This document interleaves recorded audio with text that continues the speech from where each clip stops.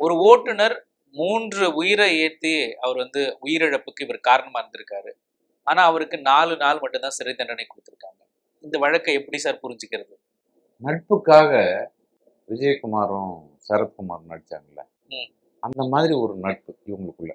யாருங்க சார்? இவர் வந்து கேரளாவை சேர்ந்த ஒரு இவர்னு வைங்களேன், ம். ஷாகுல் அமீன் ஓகே. அப்படின்ற ஒரு நண்பர்.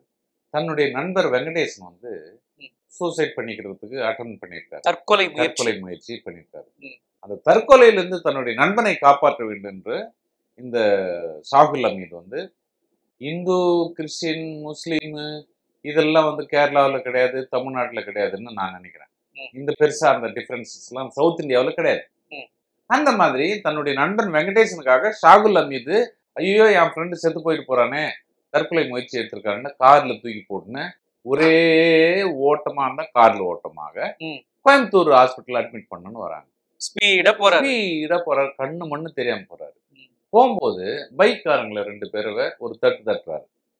ஓகே. அவங்க போய் ஒரு ஓரமா விழுந்துடுறாங்க. ம். இன்னொரு நடந்து போற ஒரு 3 பேரை வந்து ஒரு இடி இடிக்கிறாரு. அவங்களும் வந்து கீழே விழுந்துடுறாங்க. ம். இவங்களை ஹாஸ்பிட்டல்லாம் சேர்த்து, இவங்க நண்பனையும் வந்து ஹாஸ்பிட்டல்ல சேர்த்துட்டு, இவர் ஹாஸ்பிட்டல்ல சேர்த்துறாரு. ம். இதுல அந்த 3 பேர் இடிச்சார் இல்லையா, ம். நடந்து நடந்து போறவங்க, போயிட்டு இருந்த 3 நடந்து பேர். போனோம், அவங்க செத்து போயிட்டாங்க. ம். ஈவன் ஆஃப்டர் கிவிங் தி அந்த 3 உயிர் போயிருக்குங்க சார். 3 உயிர் போயிருக்கு. அதனால என்ன பண்றாங்கன்னு சொன்னா, இது வந்து எப்படி சாத்தியமாகிறது அப்படின்னு சொல்லிட்டு இவருக்கு வந்து தண்டனை 1 வருஷம் கொடுக்குறாங்க. எங்க மேஜிஸ்ட்ரேட், ம். ஒரு மேஜிஸ்ட்ரேட்டுக்கு ஒரு கோயம்புத்தூர் ஏரியா இல்லையா, பொள்ளாச்சியில முதல்ல கேஸ். பொள்ளாச்சியில நடக்குது. ம். அங்க வந்து மேஜிஸ்ட்ரேட் வந்து 1 வருஷம் கொடுக்குறாரு. ம். இது அப்பீலுக்கு போறாரு. யாரு? ஷாகுல் அமீத் போறாரு. ம். ஷாகுல் அமீது அப்பீல் போகும்போது செஷன்ஸ் கோர்ட் என்ன பண்ணுது, 1 வருஷம் கொடுத்தது சரிதான், உறுதி பண்றாங்க. உறுதி பண்ணப்படுகிறது. அதுக்கப்புறம் வந்து அவர் ஹைகோர்ட்டுக்கு வராரு. ஜஸ்டிஸ் பரத் சக்கரவர்த்தி கிட்ட வருது. ம். அப்போ இப்பதான் அவர் நினைக்கிறார், நட்புக்காக, நண்பனுக்காக இந்த மாதிரி செய்தா ஒரு மனுஷனை வந்து எப்படி இந்த மாதிரி ஜெயில போடலாம் அப்படின்னு. இதுக்கு இடையிலேயே இந்த 4 நாள் இவர் உள்ள வச்சுட்டாங்க. ஜெயில்ல இருந்தாரு. 4 நாள் ஜெயில். ஓகே. ஆனா நட்புக்காக தான் இந்த மாதிரி செய்திருக்காரு. அந்த 3 உயிர் போயிட்டாலும் கூட, ஒரு 2 பேரை தட்டிட்டு போனாலும் கூட, 5 பேர் பாதிக்கப்பட்டிருந்தாலும் கூட, இவரை வந்து தண்டிக்க கூடாது சட்டபூர்வமாக அப்படின்னு ஒரு நியாயம் வழங்குகிறார். விபத்துல 5 பேர் சிக்கினாங்க. ஆமா, 3 பேர் செத்து போறாங்க. 3 பேர் இறந்துட்டாங்க. 2 பேர் படுகாயம் அடைந்தாங்க. அடிச்சுட்டாங்க. இப்போ இவருக்கு வந்து 1 வருஷம் ஜெயில் தண்டனை கொடுக்குறாங்க.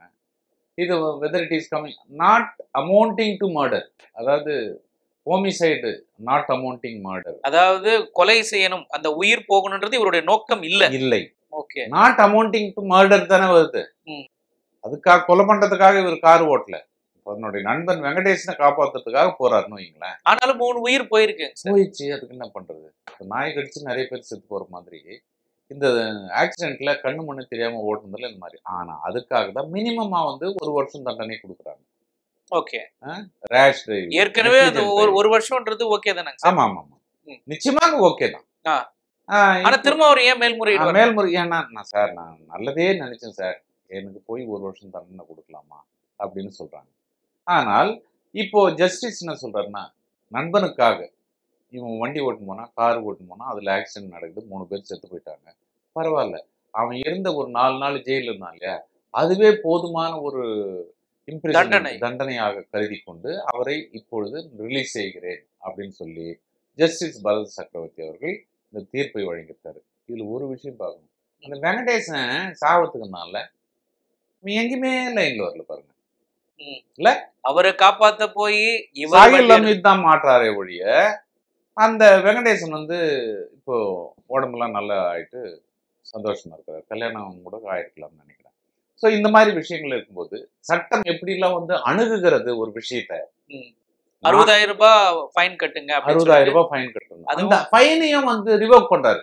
இது போக ஒரு 60,000 ரூபாய் வந்து பணம் வந்து 18 ரூபாய் ஒவ்வொரு அடி இறந்து போனவர்களுக்கு அந்த பணத்தை வந்து ஆல்ரெடி கட்டிட்டு இருக்காங்க. அதனால ஆளுக்கு 18 ரூபாய் என்னமோ 18,000 ரூபாய் கொடுக்கலாம்னு சொல்லியிருக்காங்க. உயிரினுடைய மதிப்பு 18,000 கேள்வி அல்ல, ஒரு நட்பினுடைய மதிப்பு வந்து அதை விட தாண்டியது அப்படின்னு இதுக்கு அர்த்தமாக கொள்ள வேண்டும். சரியா சார்? ஒரு சில நேரங்கள்ல சட்டத்தை என்னால் புரிஞ்சிக்கவே முடியாது. அதுதான் சட்டம். ஆனால் சட்டம் எப்பொழுதுமே வந்து நிலையான ஒன்றாக இருக்கிறது. இந்த மிக 3 வழக்குகள் குறித்து பல்வேறு கோணங்களில் அலசி ஆராய்ந்து விளக்கியதற்காக நன்றி சார். நன்றி. நேயர்களை மீண்டும் மற்றொரு நிகழ்ச்சியில் சந்திக்கலாம். நன்றி, வணக்கம்.